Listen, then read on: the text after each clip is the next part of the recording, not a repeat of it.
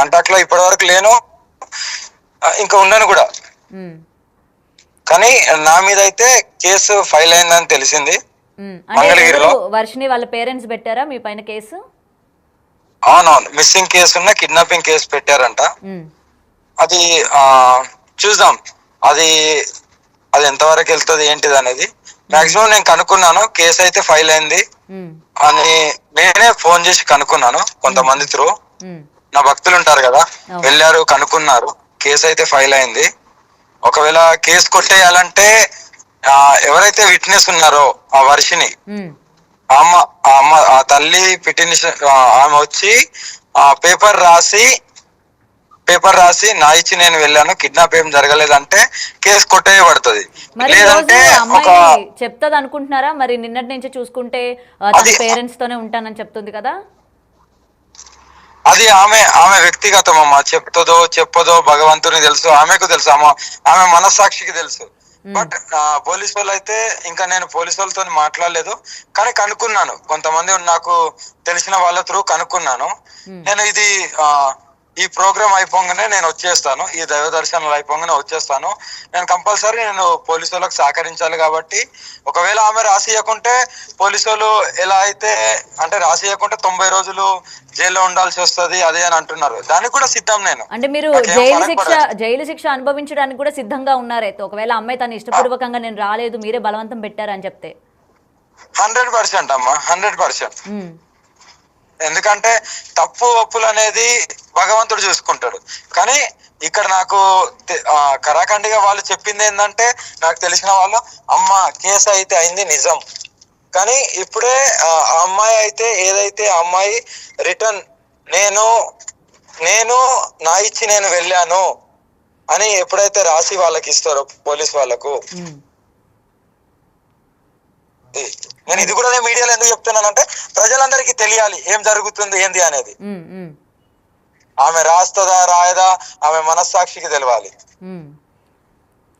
ఈ మధ్యలో అమ్మాయిని ఏమైనా మార్చారు అనుకోవచ్చా? అంటే మొత్తం కూడా ఇప్పుడు అఘోరికి యాంటీగా నువ్వు సినారో కనిపిస్తుంది కదమ్మా, సినారో తల్లి అది అందరికి కనిపిస్తుంది కదా, ప్రజలకు కనిపిస్తుంది, మన మీడియా వాళ్ళకు కూడా కనిపిస్తుంది ఏం జరుగుతుంది ఎక్కడ ఏంటిది అనేది.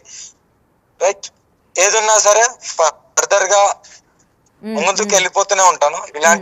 ఇలాంటి చూసుకుంటే నేను వెనక్కి అడిగి వేసినట్టు ఉంటది.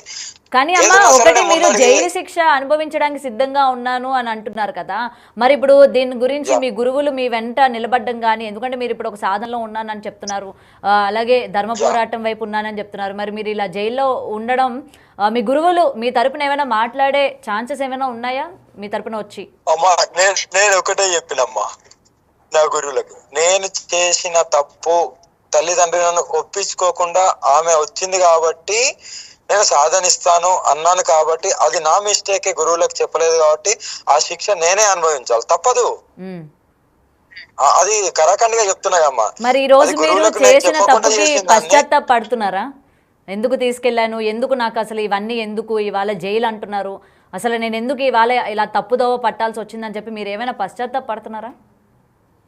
పశ్చాత్తాపం అని కాదు, నేనేమనుకున్నా అంటే ఎవరైనా సాధన నేర్చుకుంటే వాళ్ళ భవిష్యత్తు బాగుంటది కదా అని నేను ఆలోచించా. బట్ ఇలాంటివి వెళ్తాయని తెలియదు కదమ్మా.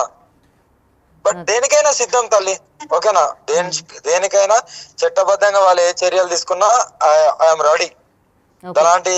అందులో ఎలాంటిది సందేశం లేదు. నేను గురువులకు చెప్పాను, నేను చేసిన మిస్టేక్ నేనే అనుభవిస్తాను అని చెప్పాను కూడా. మరి ఇప్పుడు ఇంత జరిగిన తర్వాత మళ్ళీ ఇంకెవరైనా సరే మీ దగ్గరికి సాధన నేర్చుకోవడానికి వస్తాము అని అంటే ఏం చెప్తారు మీరు?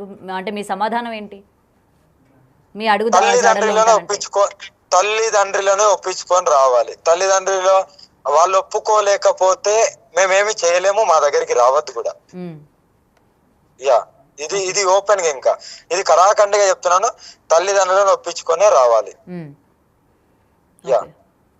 మళ్ళీ మీకు ఏమైనా ప్రజలు అర్థం చేసుకోండి. ఇంకెప్పుడు నా దగ్గర వర్షిని గురించి ఎవరు ఎత్తద్దు దయచేసి. నేను నా పోరాటంలో, నా పూజలలో, నేను నా దీక్షలో, నా సాధనలో నేనున్నాను. ఇది ఇక్కడికి ఎండ్ అయితే బాగుంటది అని అనుకుంటాను. త్వరలోనే పోలీస్ స్టేషన్ కి వస్తాను. అప్పుడు మీరు కూడా రావచ్చు తల్లి, మీరు కూడా వచ్చి అక్కడ ఏం జరుగుతుందని చెప్పొచ్చు. ఇంకొకటి విష్ణు వల్ల ఆపద ఉందని చెప్పారు. రేపు పొద్దున అమ్మాయికి ఏదైనా ఇట్లా ఆపద కానీ వస్తున్నట్లు మీకు కానీ తెలిస్తే మీరు కాపాడే ప్రయత్నం ఏమైనా చేస్తారా? అప్పుడు కూడా నాకు వద్దులే అని చెప్పి వదిలేసే ప్రయత్నం చేస్తారా? అమ్మా అది అది అది వాళ్ళ వ్యక్తిగతం అమ్మా, ఓకేనా. నేను ఆడపిల్లల గురించి పోరాడుతున్నా కాబట్టి 100% ఏదన్నా చాలా పెద్ద ఇది జరిగితే ఆ అమ్మాయికి ఇంకా ఏదన్నా ఫర్దర్ గా ఆ అమ్మాయి ఇంకా లేదు నా జీవితం నాశనం అయిపోయింది అని కంపల్సరీ పోలీస్ స్టేషన్ కి వెళ్ళడం, అక్కడికి వెళ్ళడం అయితే నేను ఆల్రెడీ ముందే చెప్పాను కదా అని అప్పుడు నేను రియాక్ట్ అవుతాను. అప్పటిదాకా నేనేం రియాక్ట్ అవ్వనమ్మా. అది వాళ్ళు ఇచ్చి వాళ్ళకి తెలిసి వస్తుంది, త్వరలోనే కూడా తెలిసి వస్తుంది ఎవరు తప్పు ఏంటన్నది తెలుస్తుంది అంటారు. అయితే భగవంతుడు కంపల్సరీ చూపిస్తాడమ్మా. ఏదో మనకు ఆపర్చునిటీ వచ్చింది, ఎవరో ఆశ పెడుతున్నారు అనేది కాదు, ఆల్రెడీ తెలిసిపోతుంది అందరికి వాట్ ఈస్ ద వాట్ అనేది, ఎవరు ఆశ పెడుతున్నారు ఏంటిది అనేది తెలిసిపోతుంది. దాన్ని బట్టి వాళ్ళు చేంజ్ చేయడానికి వాళ్ళ గుప్పెట్లో పెట్టుకోవడానికి చూసుకుంటారు, తప్పదు.